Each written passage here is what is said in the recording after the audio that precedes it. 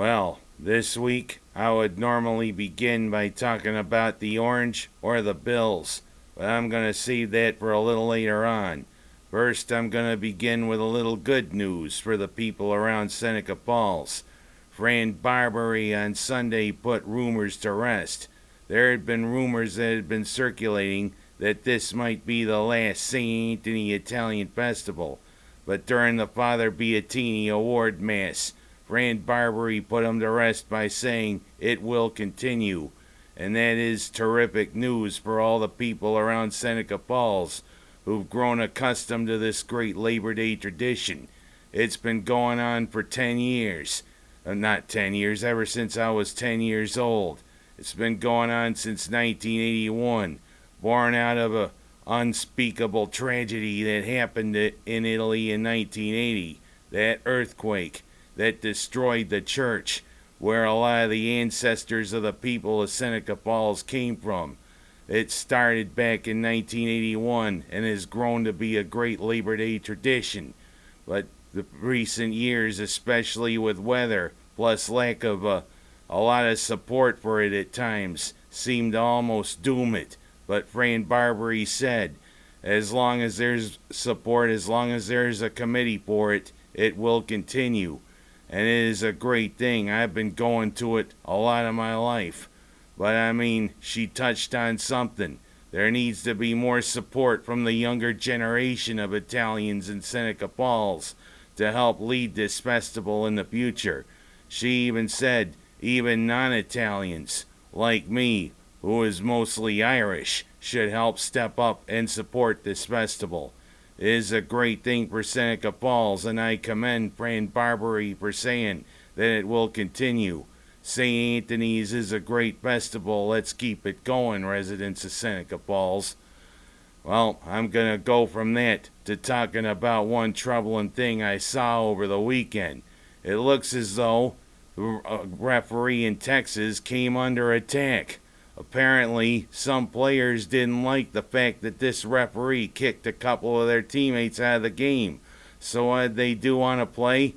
They charged and they beat up on the ref. One blindsided him, one speared him. Of course, you see what happened to those two. They are now suspended, not only from school, they're suspended, from playing and everything. Thing is, you gotta wonder, is Marty Lyons the coach of this high school football team? I don't think so. But of course, people from 30 years ago remember he gave Jim Kelly the business and the ref had to say it. Personal foul on, I forget what Marty Lyons' number is, for giving him the business over there. Well, that was a definite personal foul by these players, because they gave the ref the business. And you know what? Attacking refs and attacking any authority figure on any playing field, be it a basketball court, be it a soccer field, be it a football field, that's just plain wrong. Yeah, it's okay to argue with the ref and not really get overzealous about it, but attacking a ref, that is going too far. And I'm going to go from there to talking about what seems to be the police being targeted. The last couple of weeks there's been a lot of troubling things going on. All these negative reports this year about the police have definitely stirred the public up about them, and it seems as though it's the police that have come under attack. And the way I see it, I have to say to the media, you know what? You're partly to blame.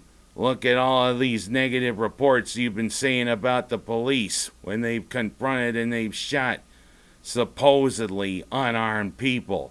And I'm not going to go into specifics, but I think the media's kind of helped stoke it. Because there's no respect for authority anymore. We should respect those men and women in uniform. And you know what? They're here to do a great job. And the thing is, the police always do a great job. My condolences to the families of the policemen, especially the one there in Texas and the one there in suburban Chicago, who is due to retire in a few weeks. My hat's off to those two for doing such a great job, and I am very sorry for the families of those two to go through such a heinous thing.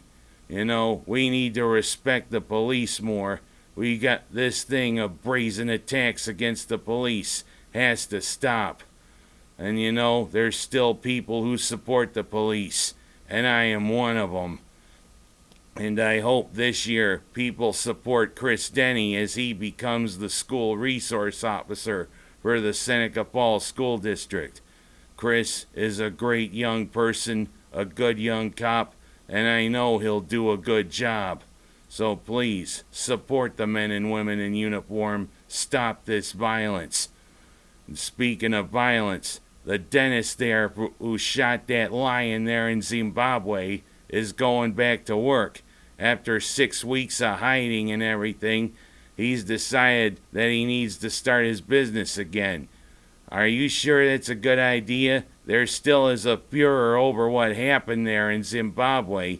You killed that majestic lion under some very questionable circumstances.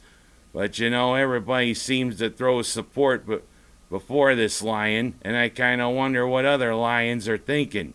There's probably going to be a pride showing up at your doorstep going, "Whoa, whoa, whoa." You hear that? You better start running. And last but not least, I'm going to very quickly talk about the Orange and the Bills. Heck of a win for the Orange, but it came at a price. Yeah, it was 47-0 was the final score, but we lost Terrell Hunt again. He had an awkward step on the Carrier Dome turf, and down he went in a heap, tearing his Achilles tendon, ending his year in just the first quarter of the first game. But I do have to give kudos to Eric Dungy, the true freshman who stepped in and did a pretty decent job leading the Orange in his absence. He's got to refine some of his passes, but I think the Orange may be in good hands with Mr. Dungy. But I mean, this week is going to be a big test. Wake Forest is definitely a little better than Rhode Island. We'll see how Dungy does against Wake Forest. And also, it's time for the Bills again, with probably their best team in a long time. Although people are wondering, they cut Matt Castle. Was that the right move? They're going with Tyrod Taylor as their starter and E.J. Manuel as their backup. No Matt Castle, who all along looked to be penciled in as the starter. But we'll see if Rex Ryan knows what he's doing. We go up against a team and we may need a little bit of luck going up against Indianapolis. Get it? And as I should say, the Mets and the Yankees are doing pretty good in baseball. It could be another Subway Series.